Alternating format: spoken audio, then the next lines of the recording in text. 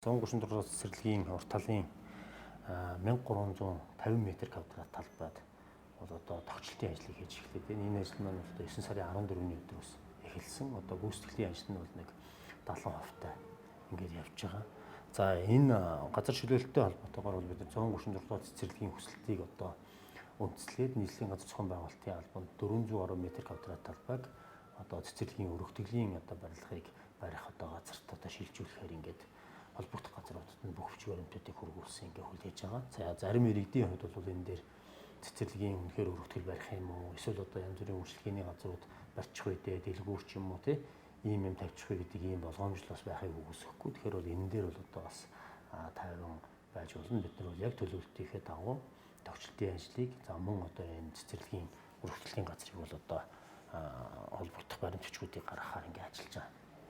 За 6 дугаар хорын нутаг дэвсгэр 21 дугаар сургууль дээр бол уртлын талбайд 1568 м² талбайд бид нэр мөн одоо тогтчлт ногоон байгууламж авц зогсоолыг хийхээр ингээд ажиллаж байна. За энэтэй холбоотой бол Наран Трейд компани хөтөлбөр газраас 400 гаруй м² газрын илүү хашаасныг бол одоо хэвийн болгож хашааг нь татуулаад ажил эхлээд ингээд явж байгаа. 21 дэх сургуулийн уртлын 28 гараж чөлөөлөгдөд одоо бид нар энэ чөлөөлөгдсөн газар дээр тогтчлтын ажил хийгдэж байгаа дүүргээс иргэдийн хүсэлтийн дагуу явж байгаа санал хүсэлтийн дагуу ногоон байгууламж мөн зогсоол талбай хийгдэхээр төлөвлөгдөд одоо ажил нь өнөөдрөөс эхлэх гэж байна. Тэгээд энэ тогтчлт хийгдэж байгаатай холбогдуулаад бас энэ блокийг холдуулж өгөөч. Бас иргэдийн аюулгүй байдлыг хангах үүднээс бид нар бас албан бичиг наран руу ингээд өгсөн байна. Тэгээд өчигдөр эхлээ зөөж эхлэн гэсэн багаар зөөж л байгаа юм байна.